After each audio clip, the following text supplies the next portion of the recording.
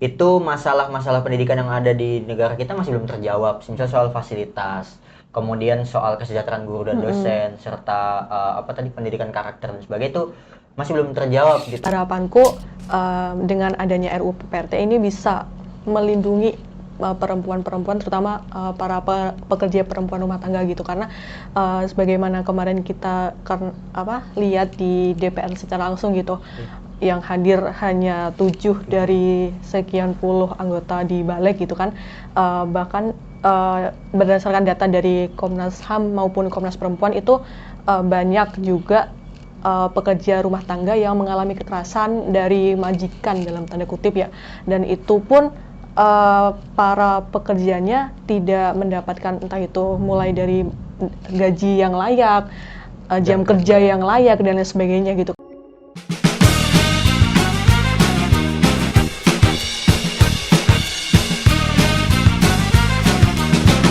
Selamat datang kawan-kawan semua, kembali lagi di Parliament Watch. Hari ini kita kedatangan kembali lagi pemantau-pemantau parlemen dari Indonesian Parliamentary Center. Ada Mas Ikhwan Reza dan juga Mbak Miftah tentunya kita akan bahas soal apa yang terjadi di masa sidang ketiga ini ya di DPR. Nah, kebetulan kayaknya dua orang sebelah saya ini baru aja juga memantau langsung nih ke DPR. Kalau nggak salah rapatnya balik ya soal undang-undang PPRT. Mungkin bisa diceritakan pengalamannya gitu ya, memantau langsung di balik. Apa yang terjadi di sana, apa yang bisa dilihat, apa yang bisa kita tarik dari sana. Benar teman-teman sekalian. Jadi tadi yang disampaikan Mas Oka, memang kami ya dari teman-teman tim pemantau parlemen IPC itu tanggal 20 Mei kemarin diberikan kesempatan ya untuk memantau langsung rapat DPR, khususnya memang di rapat badan legislasi, di ruang rapatnya. Jadi memang agendanya itu membahas soal penyusunan RUU PPRT. Dan pada saat itu ada dari beberapa teman-teman NGO dan juga lembaga ya, salah satunya itu dari Komnas HAM dan juga Komnas Perempuan gitu.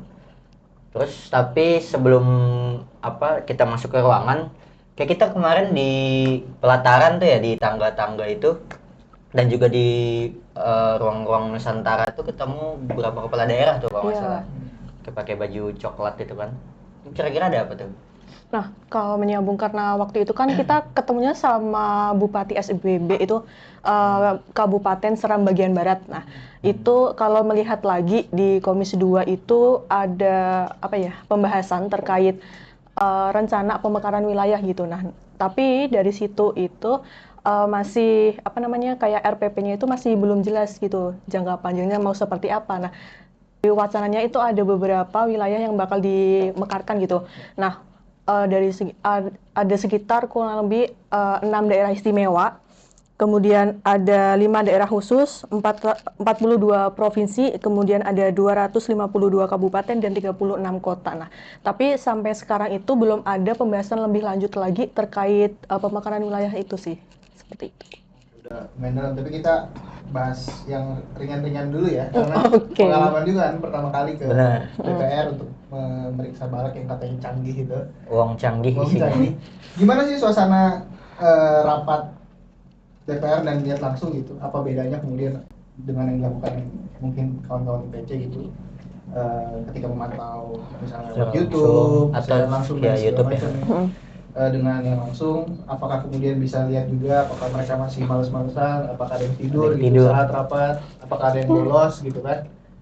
Nah, menarik tuh kalau di kata terakhir tuh dia bolos. Karena kebetulan kita masuknya di ruangan badan legislasi itu anggotanya tuh kan cukup banyak ya dia. Ada sekitar 70 atau 90 gitu anggota badan legislasi. Cuma di hari yang kita hadir itu ya, itu kurang lebih hanya ada 7 orang dari 3 fraksi, dan dari itu termasuk ketuanya tuh, termasuk yang mimpin rapat. Bertujuh. Iya, 7. Iya. Itu kalau futsal kita cuma sisa 2 kebetulan. Nah, ini juga jadi catatan kami ya di pemantauan rapat, bahwasanya memang tidak semua agenda Mas itu kehadiran DPR cukup tinggi. Dan kalau ini konteks PPRT ya, di rapat yang pertama, di rapat yang sebelum kita hadir itu di tanggal 6 Mei, itu justru kehadirannya cukup tinggi dan kalau kita tulis ya di catatan rapat tuh memang antusiasme dari tiap-tiap anggota dan juga tiap fraksi cukup tinggi. Nah, ini juga agak jadi anomali ketika di pertemuan kedua yang juga masih berdekatan di tanggalnya justru intensitasnya malah menurun. Iya. Padahal kan RUU PPRT ini pertama dia masuk prolegnas prioritas juga 2025 dan juga itu menyambung dari pidatonya Presiden Prabowo di May Day. Nah, ini cukup dipertanyakan kan komitmen daripada DPR untuk yang katanya Kalau kalau kota balik ya. ya, Iya. terutama Kota Balik, kata Ketua Baliknya tuh bahasan dari fraksi Gerindra bilang undang-undang ini akan diselesaikan gitu dalam waktu 4 bulan. Cuma melihat salah satu rapatnya secara intensitas menurun, ya kita jadi khawatir juga nih. Jangan-jangan ini sama seperti periode-periode sebelumnya.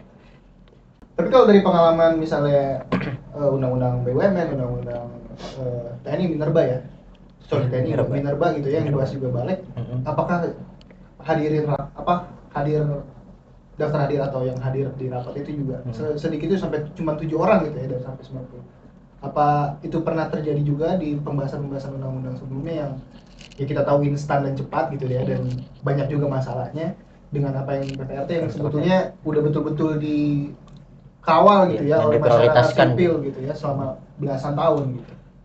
Kalau dikatakan soal kehadiran, sebetulnya memang karena kalau yang konteksnya undang-undang ya, itu kan ada yang pembahasannya panjang dan juga ada yang cepat gitu, seperti BUMN. Ada aja gitu di rapat-rapat tertentu, mungkin katakanlah seminggu ada 3 kali, di 1-2 rapatnya itu kehadirannya rendah, itu ada juga, dan itu pernah terjadi juga kan buktinya di PPRT. Dan sebetulnya tergantung momen juga, karena kan kemarin di awal Mei itu juga masuknya masih di awal masa sidang, dan berdasarkan pantauan agenda rapat juga hari itu tuh memang lagi banyak rapat juga, dan seperti yang kita tahu anggota balik ini kan dia tersebar di berbagai komisi. Mungkin kalau alasan administratifnya ya kita coba berbaik sangka nih sama bapak-bapak ibu-ibu dewan, barangkali yang tidak hadir itu memang mengikuti rapat di ruangan lain gitu barangkali. Cuma mungkin ada juga yang memang izin atau ada kegiatan lain. Atau madol ya. Bolos memang karena STM Titip absen. gitu kan. Titip absen ya. Iya. Titip absen kayak mahasiswa ya. Jangan-jangan yang jadi DPR dulu tuh suka titip absen memang. Sepertinya. Anak-anak nakal nih ya. Anak-anak Bisa nakal. dikirim ke barak ya. Tolong Tolong notifikat saja. ADM, anggota balik dikirim ke barak aja gitu.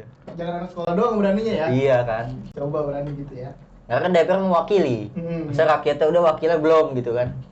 Nah, menarik juga kita bisa lihat gitu ya, di apa sebutannya periode ketiga ya, Masa sidang Masa 3. persidangan. sidang ketiga gitu ya, di DPR ini sebetulnya memang dari sisi fungsi DPR sebagai legislasi gitu ya, itu kita lihat nggak ada satupun, atau saya nggak tahu apakah saya ada yang terlewat, adakah satu undang-undang yang disahkan gitu di masa sidang ini. Berbanding terbalik itu ketika misalnya masa sidang 2 yang banyak sekali undang-undang yang pembahasannya begitu cepat gitu ya, begitu kontroversial dan bermasalah, dan juga ya cukup membuat kita cukup pusing dan takut dan gelisah dan khawatir gitu ya dengan undang-undang yang dibahas begitu cepat. Tapi di masa sidang 3 ini praktis hampir tidak ada Belum gitu, ada, undang-undang yang disahkan. Apakah ada perbedaan gitu dari produktivitas DPR sendiri? Apakah ini jadi tanda yang baik gitu ya? Ketika mungkin pembahasannya mungkin jadi lebih mereka mungkin evaluasi gitu dari apa yang terjadi di masa sidang 2, atau justru ya emang merekanya lagi kurang produktif aja, lagi malas-malasan aja karena Lagi malas itu kata kuncinya. Sebenarnya kalau secara kuantitatif ya dari hasil pemantauan IPC memang secara agenda dulu nih kita bahas. Agenda rapat dari masa sidang 3 terhadap masa sidang 2 itu memang mengalami penurunan. Sehingga intensitas rapatnya juga berkurang. Jadi mungkin ruang pembahasan dari DPR ini menurun juga gitu. Tapi itu juga yang jadi pertanyaan, kenapa justru dengan intensitas yang menurun justru pembahasan legislasi itu yang menurun juga. Karena ini kan kalau kita bicara sistem pemerintahan kita presidensil, tugas utama legislatif itu adalah membentuk undang-undang selain mengawasi pemerintahan. Tapi justru pembahasan UU prioritasnya itu masih minim. Kayak contoh di Komisi 4 itu ada UU Pangan dan Kehutanan itu yang baru dibahas 2 kali dan 1 kali gitu. Tapi kesemuanya tertutup. Nah, jadi mungkin salah satu contohnya itu ya. Kalau dari Bang Miftah sendiri ada pandangan nggak? Apakah kemudian memang di DPR-nya sendiri itu ya tadi perbedaan signifikan antara masa sidang 2 dan masa sidang 3 yang cukup signifikan gitu ya di terkhusus fungsi legislasi ini pertanda baik kah ketika mereka mulai mencoba untuk membahasnya dengan cukup berhati-hati gitu dengan produktif, atau justru memang ya mereka kurang produktif dan lagi malas aja karena banyak libur.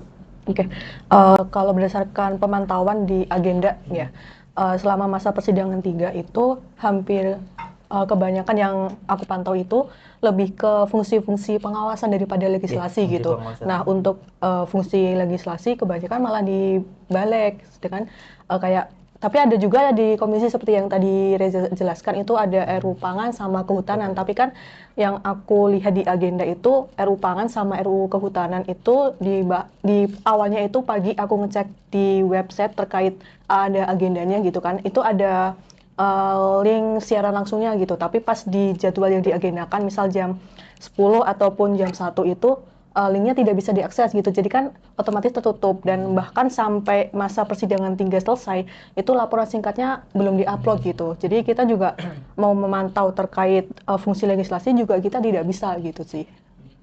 Masih sama seperti masa sidang 2 gitu, masih cukup tinggi intensitas rapat tertutup. Nah cuma tadi sedikit menyambung soal soal pelaksanaan intensitas rapat yang menurun, atau kalau kita coba bisa analisis nih, barangkali di bulan lalu tuh kan banyak libur ya. Iya. Baik libur, nah sehingga DPR juga tidak diperbolehkan kan sesuai tatip tuh rapat di hari libur.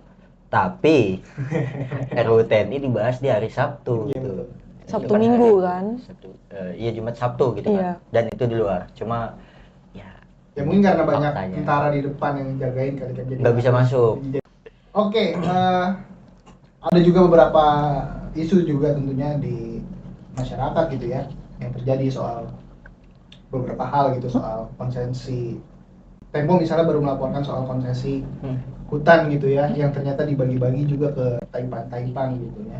Ketika kemudian RUU Kehutanan ini, mungkin Mas Mandek. Reza ya, Hmm. yang memantau itu gimana, kemudian progresnya sampai sekarang, permasalahannya kayak gimana, yang kita tahu juga ya Volunetsing juga bermasalah gitu ketika Menteri Kehutanan justru ya Raja Juli ya masukin konco-konconya gitu ya ke Raja dalam- Juli atau Raja Jawa nih?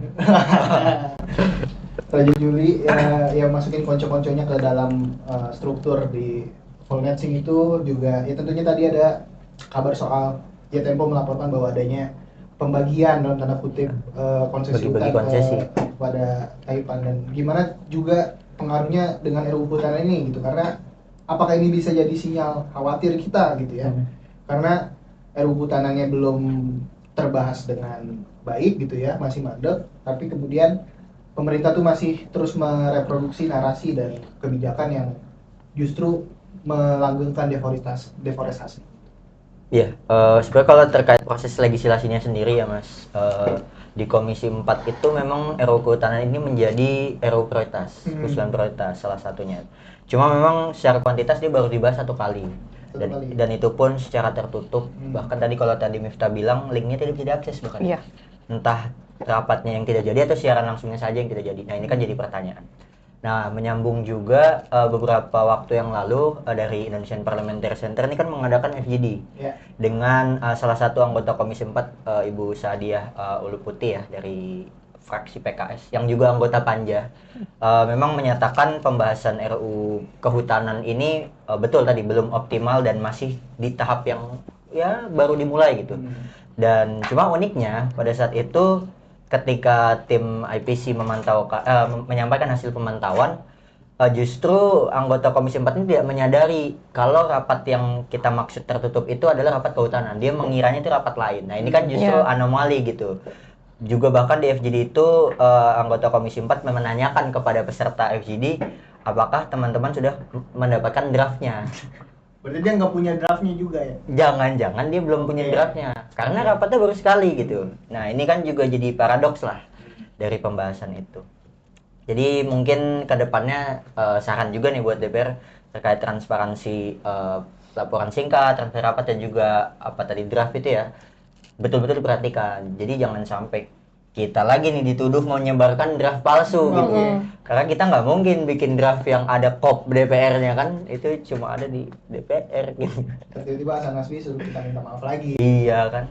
Ya, menyambung ya terkait tadi yang IPC pernah melakukan kemarin sempat melakukan FGD dengan anggota DPR di Komisi 4 gitu. Nah, itu bahkan Ibu Sadia sendiri bilang kayak apa ya, lebih ke meminta CSO yang hadir di situ itu terkait naskah akademiknya buat nanti dibuat draftnya biar nanti diserahkan ke DPR dan buat jadi bahan sandingan draft yang ada di DPR gitu. Jadi DPR justru mengharapkan CSO gitu Iya. ya. Karena mereka yang dibiayai negara gitu, dapat pensiun gitu ya. Emang kalau CSO dibiayai siapa, Mas? Wah, Wah. kalau kata presiden itu biaya asing ya. Oh, iya. Padahal juga pemerintah kan juga dibiaya asing gitu kan. Presiden yang mana tapi? Yang Presiden yang penjahat HAM, Mas. Oh, Oke, penjahat. oke, nice. Kita ke pembahasan berikutnya gitu ya, soal legislasi.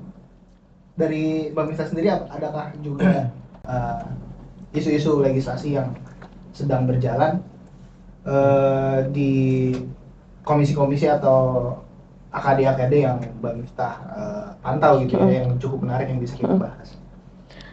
Kalau di komisi yang aku pantau itu kan di komisi 2, komisi 6 sama komisi 8 gitu. Tapi yang membahas terkait legislasi itu kan sejauh ini, terutama di masa persidangan 3 juga sampai masa persidangan 3 awal itu masih membahas tentang haji dan umrah. Sedangkan kan pelaksanaan haji dan umrah itu udah dilaksanakan gitu kan. Jadi menurut saya juga pembahasan legislasinya masih kurang menarik gitu. Tapi kalau aku sendiri lebih karena di komisi 2, komisi 6 itu kebanyakan membahas tentang di fungsi pengawasan. Yang menarik itu terutama di komisi 2 ada kemarin itu sempat bahas tentang penundaan pemindahan ASN ke IKN gitu. Itu ada beberapa alasan kayak persiapan fasilitas atau infrastrukturnya di sana yang masih belum lengkap dan lain sebagainya gitu kan. Tapi ada juga di kementerian atau lembaga pada masa Presiden Prabowo Gibran ini kan ada beberapa kementerian lembaga yang dipisah gitu kan. Nah itu masih ada pembentukan kayak SOT atau struktur organisasi tata kerja di kementerian lembaga itu masih dibentuk mau seperti apa gitu sih. Karena kan ada kayak Kementerian Kehutanan sama Kementerian Lingkungan Hidup kan dipisah. Nah itu kan terkait dirjen dan lain sebagainya kan perlu ini lagi gitu sih terkait tata kelolanya. Iya, tadi juga sempat Bang Miftah juga bahas sedikit tadi di awal soal pemekaran wilayah gitu Iya. dan kenapa banyak anggota-anggota daerah ngumpul gitu dan Senayan ya. yang biasanya nyari proyek kan. Waduh. Proyek strategis apa tuh? Itu adakah informasi yang bisa kita dapatkan gitu dari mengumpul kepada daerah, terus ada wacana pemekaran wilayah, misalnya di mana wilayah yang akan dimekarkan, apa kemudian ada berapa gitu segala macamnya. Adakah data yang bisa kita ketahui dari sana? Ya, berdasarkan pemantauan di awal masa persidangan 3 ya. Nah, itu sebenarnya kalau secara eksplisit dijelaskan ada di daerah mana saja yang akan dimekarkan itu secara eksplisit tidak ada. Tapi ada kayak di berita itu kayak menyebutkan wilayah Surakarta gitu. Nah, terkait jumlah wilayahnya itu Dirjen Oda juga sudah menjelaskan bahwasannya nanti bakal ada 6 daerah istimewa, ada 5 daerah khusus, totalnya nanti ada 42 provinsi, kemudian ada 252 kabupaten dan 36 kota gitu. Nah, tapi kan sampai sekarang itu terkait pembahasannya itu masih belum jelas nantinya mau seperti apa. Jangan apa ya, kayak misal ada pemekaran wilayah, tapi kan wilayah inti sama wilayah yang telah dimekarkan itu pasti perkembangannya jauh berbeda gitu. Jangan sampai nanti setelah pemekaran hanya sebagai bagi-bagi kursi politik saja gitu sih. Ya. Menarik juga karena ya kita tahu juga secara kebijakan gitu ya dari perundang-undangan gitu, rezim dalam tanda kutip rezim perundang-undangannya hari ini justru kan kita tahu ada arah untuk kemudian mensentralisasi kekuasaan gitu ya ke pemerintah pusat, tapi di sisi lain ada wacana untuk memekarkan wilayah dengan yang otonomi daerahnya gitu ya. Ya kita tahu undang-undang cipta kerja bagaimana kebijakan-kebijakan di cipta kerja gitu misalnya menarik kewenangan dari pemerintah daerah ke pusat, terus juga ada wacana RUU ASN gitu ya, bahkan presiden bisa menunjuk ASN yang di daerah gitu ya. tingkat sekda dan sebagainya, Mm-mm. kepala dinas. Belum lagi misalnya apa yang terjadi di pemekaran wilayah, misal di daerah seperti Papua gitu, DOB yang jadi permasalahan karena justru jadi pintu masuk kemudian untuk militerisme masuk ke Jabatan provinsi-provinsi sipil. di Papua gitu.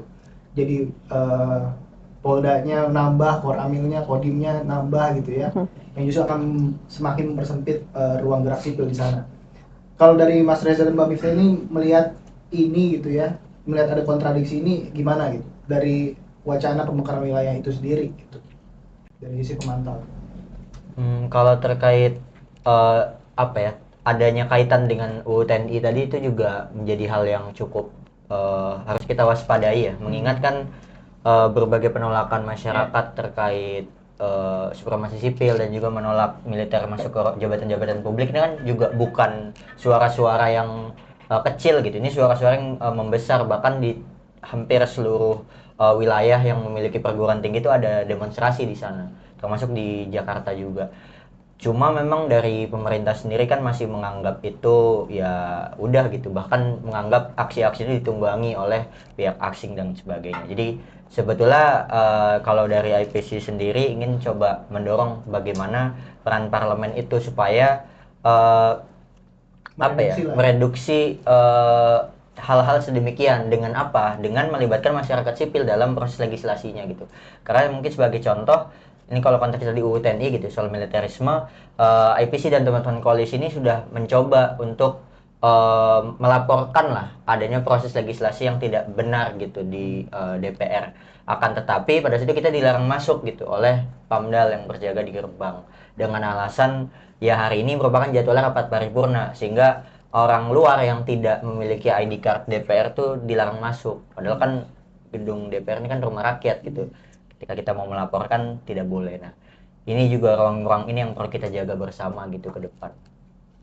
Kalau dari Mbak Miftah sendiri ada pandangan soal pemekaran wilayah ini?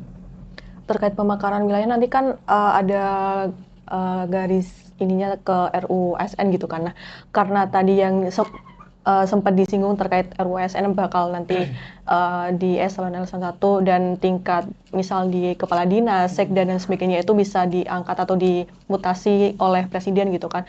Nah, karena itu juga kayak kembali lagi ke sentralistik gitu kan, padahal kan amanat dari reformasi itu balik ke desentralisasi gitu sih, lebih ke kayak mempertanyakan amanat dari reformasi itu benar-benar dijalankan atau tidak, seperti itu sih. Iya, menarik.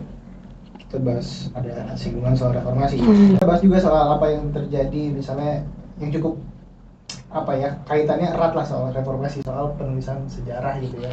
Kita mungkin ini akan lebih beda lagi gitu ketika tadi kita bahas soal legislasi, kita akan bahas juga soal fungsi DPR yang lain gitu, soal pengawasan. Karena kan kita tahu penulisan sejarah ini kan programnya Menteri Budaya ya.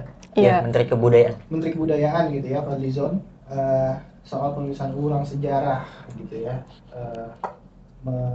Istilahnya memperbarui lah sejarah itu. Kita tahu juga banyak sekali pro dan cons gitu ya soal wacana ini, terutama ya terakhir gitu ya, Fadlizon bahkan bilang 2 pelanggaran HAM berat yang akan ditulis di sejarah ini adalah tonnya positif gitu ya, walaupun kita nggak tahu ada ton positif atau enggak dari pelanggaran HAM ya.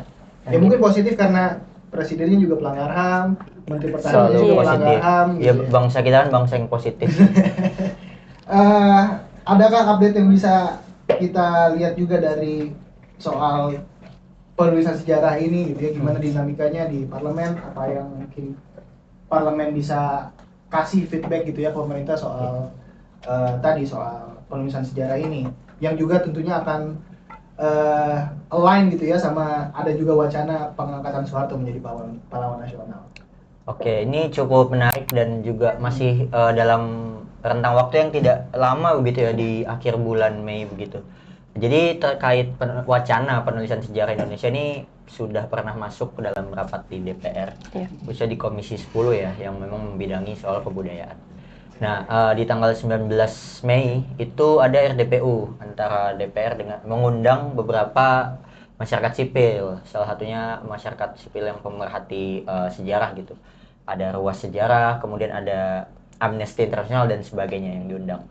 Nah, di situ memang masyarakat sipil juga beberapa memberikan catatan terkait tadinya itu kan yang mau diklaim oleh pemerintah itu adalah penulisan sejarah resmi.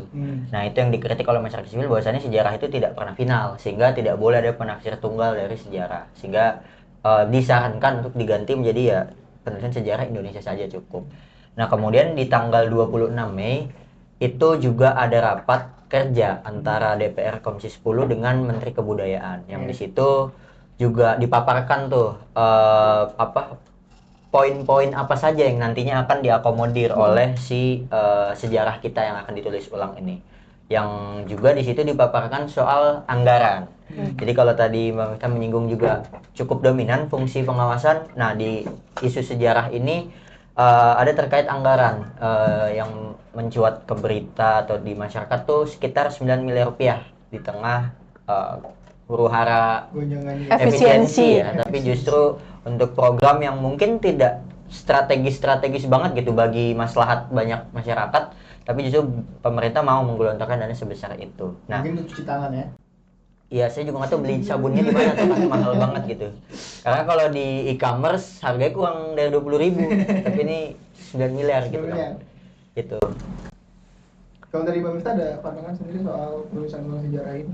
Terkait penulisan sejarah, benar yang tadi disampaikan sama Mas Reza, jangan sampai ada tafsir tunggal dari pemerintah, karena kan itu ada, kalau nggak salah itu sekitar 10 bab terkait yang akan diakomodir yang gitu akan ya. diakomodir gitu kan. Tapi kan dari 10 bab itu, kalau saya baca di berita-berita juga banyak tragedi-tragedi pelanggaran HAM yang bahkan dihapus dari penulisan sejarah ulang gitu sih, yang saya tahu gitu ya.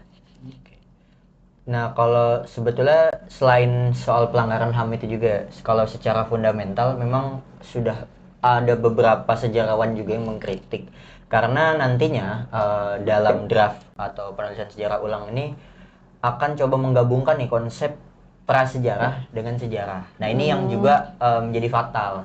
Kenapa? Karena mungkin kita sedari SMP atau mungkin SMA begitu ya, sudah diajarkan ya dua hal itu hal yang berbeda. Sejarah itu dimulai ketika manusia sudah mengenai tulisan. Maka dasar daripada tulisan itu ya akan menjadi science based gitu dari validitas dari sejarah itu. Nah, sedangkan prasejarah itu kan nanti ada kaitan juga dengan peradaban manusia. Nah, jangan sampai nanti ketika dua hal itu digabungkan, ini seolah-olah akan membuat Indonesia ini menjadi bangsa yang ultranasionalis gitu. Ketika berhadapan dengan dunia internasional, kita bisa mengklaim, oh, sejarah kita ini merupakan sejarah tertua karena misal dimulai dari abad kesekian gitu. Nah, itu kan juga tidak science based pada faktanya gitu. Yang ini juga dikritik oleh teman-teman sejarawan. Sehingga yang kasihan nanti ya anak cucu kita gitu ketika dia berbicara di dunia internasional dengan dasar ini, itu yang merubah gitu standarisasi dari sejarah dan juga prasejarah itu sendiri. Gitu. Ya, ya banyak sekali tentunya tadi ya kontroversi soal penelusuran sejarah ini. Maksud tadi gimana pergeseran kita gitu ya sebagai sebuah bangsa menjadi sebuah bangsa yang ultranasionalis. Karena selain untuk dunia internasional, karena akan juga berpengaruh gitu ya dengan kehidupan kita berbangsa dan bernegara sebagai warga negara gitu ya. Jangan sampai kemudian karena ada penulisan ulang sejarah dengan narasi yang sedemikian rupa itu justru membuat kita sebagai seorang rakyat gitu ya, sebagai warga negara justru terancam gitu dengan narasi-narasi yang internasionalis gitu. Betul. Gimana ketika mengkritik pemerintah itu akan jadi justifikasi untuk membungkam suara kita karena kita dirasa orang yang mengkhianati bangsa dan sebagainya macamnya, yang tentunya hasilnya bisa kita lihat gitu ya dari misalnya narasi-narasi yang dikeluarkan oleh pemerintah hari ini gitu ya. Gimana kritik dibalas dengan narasi antek asing, gimana kritik dibalas dengan ditunggangi dan sebagainya macamnya. Dan itu kan memang gimana sejarah dan narasi-narasi kekuasaan gitu ya bisa memonopoli gitu ya narasi masyarakat, dan ini yang berbahaya. Dan soal misal pelanggaran HAM juga ya, sebetulnya ya kita tahu Kepres 17 2022 sebetulnya sempat membuat sebuah tim gitu ya penyelesaian non yudisial pelanggaran HAM berat gitu ya. Jadi harapan di tahun 2022 lalu ketika di ujung pemerintahan Joko Widodo gitu ya. yang saat itu presiden kita waktu itu masih jadi Menteri Pertahanan. Eh, Membentuk tim itu kemudian menghasilkan sebuah Inpres nomor 2 tahun 2023 yang tentunya salah satu isinya adalah penulisan ulang sejarah yang saat itu tentunya diberatkan dengan pengalaman korban gitu ya sebagai penyintas sejarah itu sendiri gitu, sebagai saksi langsung, saksi hidup sejarah sendiri. Namun yang kemudian kita tahu itu akhirnya direduksi jadi hanya memorialisasi gitu ya. Memorialisasi yang sebetulnya pada akhirnya jadi cuma seremonial gitu. Apa yang terjadi misalnya di Rumah Gedong gitu ya. Ketika memorialisasi dijalankan gitu ya, justru TKP Rumah Gedong gitu ya. TKP terjadinya penyiksaan dan kekerasan militer di Aceh pada saat itu justru digusur dan malah dijadikan musola.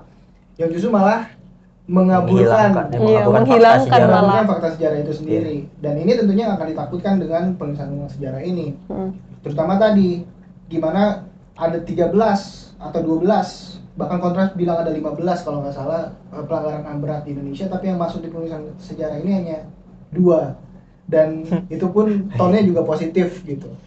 Dan ini yang jadi tentunya akan jadi concern masyarakat sipil gitu ya, terutama ketika kemudian ada juga wacana yang mungkin agak diam-diam soal kemudian diangkatnya Soeharto menjadi pahlawan nasional. Ini kan yang sebetulnya jadi berbahaya. Gitu. Nah, kita akan balik lagi gitu ya soal beberapa pembahasan gitu ya. Terutama soal tadi mungkin aku mau bahas sedikit soal PPRT gitu ya. Karena kan Presiden mengendorse lah dalam tanda kutip pembahasan dari PPRT sendiri yang kemudian juga kaitannya erat juga dengan perempuan, kaitannya erat juga dengan pekerja gitu ya. Dan juga nanti mungkin terakhir akan bahas Isdiknas.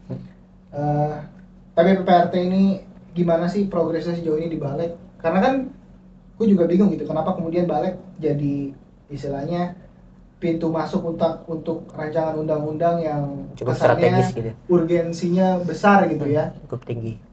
Kenapa kemudian ini nggak dibahas di kemudian misal di Komisi 9 ya kalau nggak salah, atau mungkin yang membahas soal perempuan komisi berapa? Komisi 7. Komisi 7 gitu ya. Ya bisa gitu membuat panja dan segala macam. Tapi kenapa kemudian Balik ini selalu jadi jalan pintas gitu ya?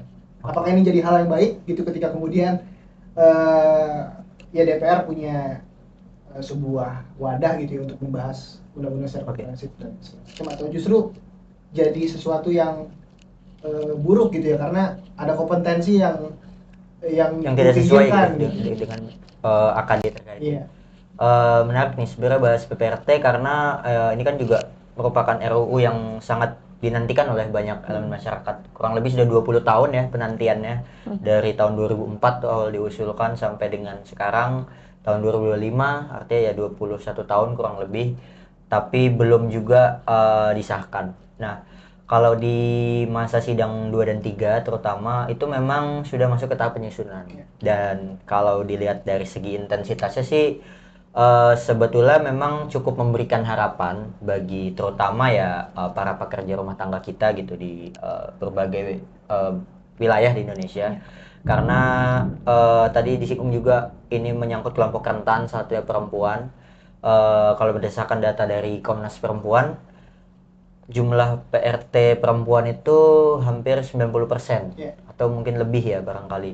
Nah, sehingga ini juga harus jadi concern mendalam nih dari DPR. Terutama substansi gendernya ya. Iya, responsif gendernya juga perlu diatur.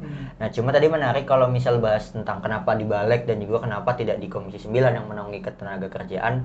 Karena kalau di Komisi 9 sendiri sekarang juga sedang akan merevisi ya undang-undang ketenagakerjaan. Sehingga mungkin akan terjadi adanya pembagian fokus di sana gitu.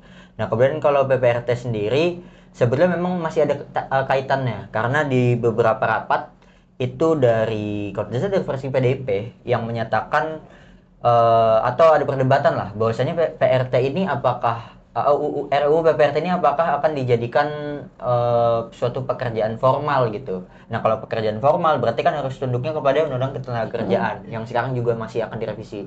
Dan justru ironisnya perdebatan ini tuh yang selalu muncul di setiap pembahasan RUU PPRT di periode-periode sebelumnya. Bahwasanya PRT ini apakah pekerjaan formal atau tidak. Nah, kalau dia formal kan berarti nanti harus menyangkut soal misal hak cuti, hak cuti melahirkan, cuti hamil dan sebagainya. Terus juga pengaturan terkait jam kerja dan juga upah minimum. Nah, itu yang selama ini diperjuangkan. Nah, kemudian kalau melihat komitmen DPR sebetulnya kami tentu sangat berharap undang-undang ini akan segera disahkan. Tetapi melihat tadi Mas Oka bilang RUU ini di-endorse atau bisa jadi juga ditunggangi oleh Presiden. Karena ya harusnya kalau memang Balik ini niat menggarap undang-undang ini tanpa perlu perintah Presiden secara simbolis ya, itu sudah bisa dilakukan gitu. Karena ya tugas utama legislatif kan membentuk undang-undang. Dan ini undang-undang pro rakyat gitu loh. Kenapa harus menunggu momen-momen seremonial seperti itu? Apakah nantinya PRT ini akan dijadikan suatu komoditas politik atau untuk menggait suara untuk 2009? Nah, ini yang kita tidak mau. Tapi betul-betul pembahasan RUU ini betul-betul adalah untuk berpihak kepada kelompok rentan gitu, terutama PRT. Gitu. Dan menarik juga karena udah masuk juga di prolegnas dari Betul. belasan tahun yang lalu gitu Ya, ya. dari Harusnya memang Bahkan puluhan, kan 20 21 tahun yang tahun lalu. 20 tahun ya. Ya. Kalau dari Mbak Mirsa sendiri ada harapan nggak mungkin dari ya karena sebagai perempuan gitu ya, soal RUU PRT sendiri gimana kemudian harapan Mbak Mirsa gitu ya, soal apa yang terjadi yang sedang dinamika yang terjadi di Balik gitu ya soal RUU PRT. Terkait harapanku sebagai perempuan ya terutama karena itu kan menyangkut dengan perempuan, pasti kan perempuan sebagaimana yang kita lihat perempuan itu rawan dengan kekerasan dan lain sebagainya gitu. Jadi harapanku dengan adanya RUU PRT ini bisa melindungi perempuan-perempuan terutama para pekerja perempuan rumah tangga gitu, karena sebagaimana kemarin kita lihat di DPR secara langsung gitu, yang hadir hanya 7 dari sekian puluh anggota di Balik gitu kan. Bahkan berdasarkan data dari Komnas HAM maupun Komnas Perempuan itu banyak juga pekerja rumah tangga yang mengalami kekerasan dari majikan dalam tanda kutip ya, dan itu pun para pekerjanya tidak mendapatkan entah itu mulai dari gaji yang layak, jam kerja yang layak dan lain sebagainya gitu kan. Jadi harapannya bisa dalam tanda kutip memanusiakan manusia seperti itu. Ya, dan harapannya juga sebetulnya RUU PRT ini juga bisa membuat stigma soal kerja-kerja keperawatan gitu ya menjadi lebih manusiawi, lebih baik gitu ya. Karena kan kita tahu berkali-kali juga di mana perempuan juga harus dihadapkan dengan kerja-kerja keperawatan gitu. Bahkan ketika mereka bekerja mereka harus tetap melakukan kerja-kerja keperawatan, mengurus rumah dan segala macamnya. Dan ini seringkali di berbagai kasus, di berbagai konflik gitu ya terhadap perempuan gitu ya, ini selalu jadi permasalahan gitu. Jadi pola yang berulang gitu. Kerja-kerja keperawatan gitu ya, misalnya ketika istri sebagai ibu rumah tangga saja gitu ya, kemudian mendapat kekerasan, suami atau laki-laki itu punya seperti hak gitu ya, karena mereka merasa mereka mencari uang dan segala macam. Padahal kerja-kerja keperawatan juga kerja yang membangun keluarga gitu. Itu. Dan mungkin terakhir kita akan bahas soal RUU Sisdiknas gitu ya, yang juga sedang dibahas gitu ya. Gimana sih pembahasannya, dinamikanya, terus apa yang polemik atau kontroversi mungkin yang ada di dalam dinamikanya yang patut kita waspadai, waktu patut kita awasi. Jadi terkait RUU Sisdiknas ini kan memang juga masuk ke dalam prolegnas prioritas tahun 2025, yang dimana kalau Sisdiknas ini tentunya bukan dibahas di Balik, tetapi di Komisi 10 yang memang membidangi soal pendidikan. Kalau berdasarkan catatan IPC memang RUU Sisdiknas ini kurang lebih sudah dibahas banyak 10 kali. 5 kali di masa sidang sebelumnya, sidang 2, dan juga 5 kali di masa sidang 3. Dan dari 10 kali rapat itu memang sudah cukup banyak ya elemen yang dilibatkan. Ada mulai dari kementerian lembaga itu sendiri, dari mitra-mitra Komisi 10, kemudian juga ada dari teman-teman CSO, termasuk mahasiswa juga dari aliansi BEM dan sebagainya, serta juga dari akademisi dari berbagai perguruan tinggi. Dan memang kalau secara transparansi ya, Komisi 10 khususnya untuk di pembahasan RUU Sisdiknas itu alhamdulillahnya nih keseluruhan rapatnya bersifat terbuka sehingga masyarakat bisa mengawasi secara langsung nih dan juga memberikan masukan secara bermakna nih kepada Komisi 10 sebagai yang menggarap. Dan kalau secara material memang ada beberapa poin yang perlu kita juga kawal bersama, salah satunya dari aspek metode penyusunan. Jadi katanya nanti Undang-Undang Sisdiknas ini akan mencoba mengkodifikasi nih beberapa UU sektoral seperti Undang-Undang Guru dan juga Undang-Undang Dosen dan juga mungkin Undang-Undang Perguruan bidang pendidikan yang masih berkaitan gitu dengan Sisdiknas. Nanti itu akan dijadikan satu ke dalam UU Sisdiknas yang baru. Dan kalau berdasarkan catatan kami ya memang dengan metode penyusunan yang sedemikian tuh akan menimbulkan beberapa polemik walaupun mungkin bisa diantisipasi. Salah satunya yaitu adanya simplifikasi dari masalah-masalah yang secara teknis diatur di undang-undang sektoral seperti misal soal status, hak dan juga kewajiban daripada guru ataupun dosen itu sendiri. Dan juga yang kedua terkait durasi pembahasan karena nantinya ini akan menggabungkan beberapa bidang tadi, khawatirnya ini akan digarap secara terburu-buru. Nah, itu juga nantinya akan berpengaruh kepada pelibatan masyarakat dan juga kualitas daripada RUU itu sendiri. Terus kalau secara substansi memang ada banyak yang perlu disorot, salah satunya itu bagaimana nantinya mampu nggak sih Undang-Undang Sisdiknas yang baru ini mengakomodir satunya putusan MK terbaru soal wajib belajar berapa 13 tahun atau 9 tahun ya 9 tahun itu gratis tanpa dipungut biaya dan dibiayai oleh negara termasuk ya negeri dan swasta. Nah, kalau beberapa waktu yang lalu memang dari anggota Komisi 10 ada yang sudah menanggapi nih terkait hal ini dan beliau menyatakan UU Sisdiknas yang baru akan mengakomodir putusan MK. Cuma kalau kita komparasikan dengan beberapa tokoh nasional seperti politisi dan beberapa tokoh lainnya tuh ada yang juga masih mempertanyakan. Satu itu dari fraksi Golkar, Bapak Sarmuji. Kalau dia salah juga ketua fraksi ya, Pak Sarmuji. Dia cukup masih mempertanyakan soal apakah negara ini benar-benar mampu gitu untuk membiayai pendidikan terutama 9 tahun itu ya, berarti SD, SMP, SMA gitu.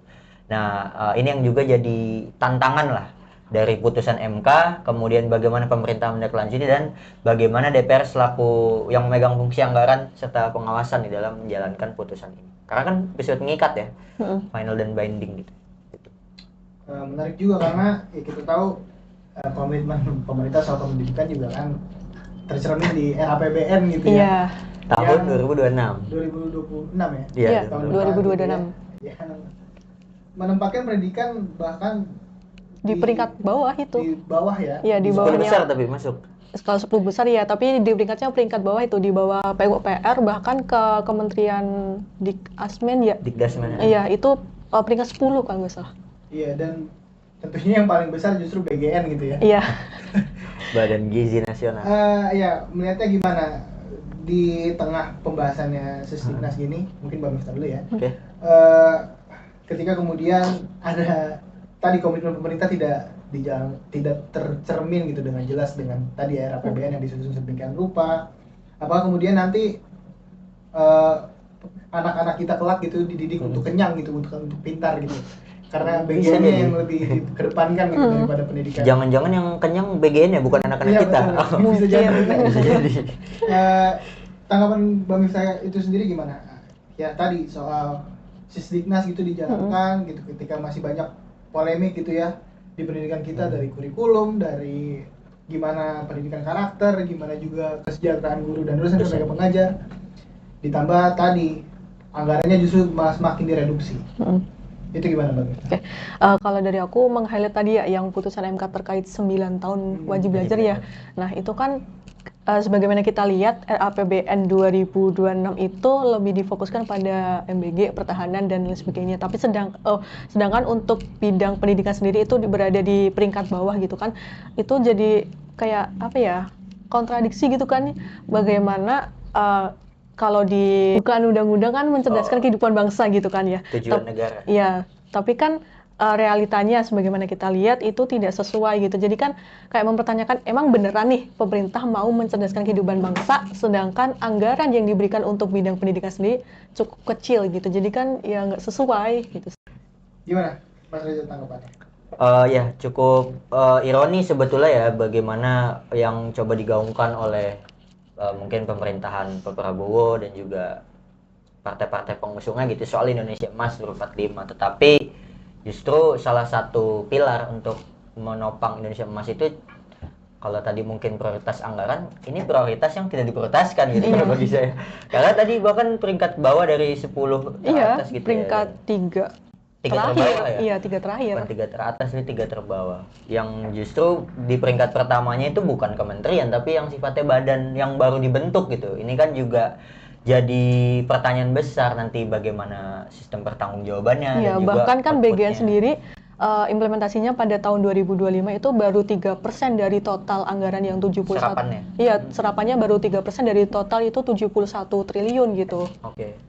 Jadi sebetulnya kalau bicara soal pendidikan memang dengan dana yang cukup besar saja di periode sebelumnya atau di tahun sebelumnya itu masalah-masalah pendidikan yang ada di negara kita masih belum terjawab. Misalnya soal fasilitas, kemudian soal kesejahteraan guru dan dosen, serta apa tadi pendidikan karakter dan sebagainya itu masih belum terjawab di tahun 2004 dengan alokasi sebesar 600 triliun. Apalagi ini ada pemangkasan kurang lebih kalau di hasil pemantauan Efisiensi. KW ya efisiensinya itu hampir 90%. Iya. Nah, ini kan cukup Kalau kita merujuk luar biasa APBN ya. gitu. Iya. Nah, cukup luar biasa pemangkasan bukan pemangkasan ya, tapi alokasinya gitu. Penurunannya cukup drastis. Nah, sehingga ini perlu kita tagih bersama komitmen dari pemerintah terutama melalui ya DPR dalam hal ini ya untuk fungsi anggaran dan pengawasan.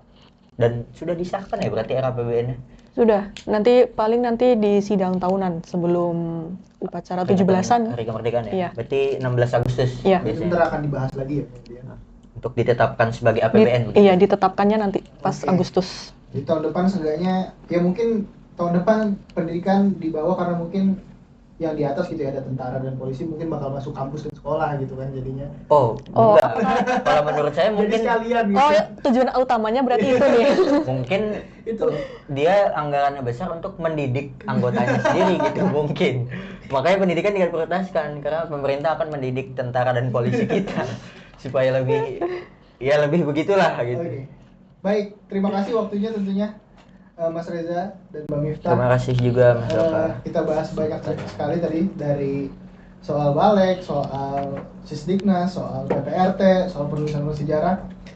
Semoga kawan-kawan bisa mengikutinya pembahasan kami dengan baik dan semoga bisa memberikan manfaat. Itu saja dari saya, Parlemen Watch, luar biasa, signing out. Thank you. Sampai jumpa.